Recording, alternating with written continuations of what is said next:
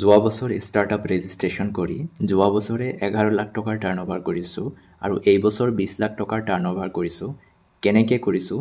যদিহে আপুনিও যদি গম পায় যে ইণ্ডিয়ান যি কাষ্টমাৰ আছে সেইটো 3টা কেটেগৰীত ডিভাইড হৈ আছে, তেতিয়া আপুনিও কৰিব পাৰিব।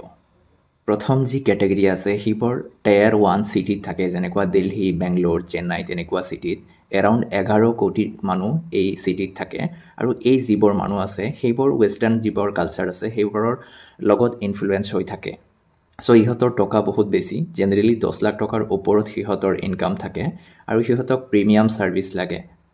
আৰ্বান কোম্পানী, জোমাটো, ছুইগি ইত্যাদি আদি যিবোৰ কোম্পানী আছে সেই কোম্পানীবোৰ এই কাষ্টমাৰক টাৰ্গেট কৰে। ছেকেণ্ড যি কেটেগৰীৰ কাষ্টমাৰ আছে সেইবোৰ টায়াৰ 2 চিটিত থাকে, যেনেকুৱা গুৱাহাটী, পাটনা, লক্ষ্ণৌ, ভোপাল ইত্যাদি আদি চিটিত থাকে। এই কাষ্টমাৰবোৰৰ ইনকাম জেনেৰেলি 3 পৰা 4 লাখ হয় আৰু এই কাষ্টমাৰবোৰ Dream11, মজ, ফোনপে ইত্যাদি আদি যিবোৰ এপছ আছে সেইবোৰ এপছে এই যি কাষ্টমাৰ আছে এই কাষ্টমাৰবোৰক টাৰ্গেট কৰে। প্ৰায় 10 কোটি তেনেকুৱা ধৰণৰ টায়াৰ 2 চিটিৰ কাষ্টমাৰ আছে। আৰু থাৰ্ড যিবোৰ কেটেগৰীৰ যিবোৰ কাষ্টমাৰ আছে সেইবোৰ সাধাৰণতে সৰু সুৰা যিবোৰ টাউন আছে বা গাঁৱৰ যিবোৰ কাষ্টমাৰ সেই কাষ্টমাৰবোৰ জেনেৰেলি এই কাষ্টমাৰ হয়। প্ৰায় 120 কোটি এনেকুৱা ধৰণৰ কাষ্টমাৰ আছে যিবোৰ সৰু সৰু টাউন বা সৰু সৰু চিটিত থাকে বা গাঁৱত থাকে আৰু এই কাষ্টমাৰবোৰৰ ইনকাম 1.5 লাখ টকাতকৈ কম হয়।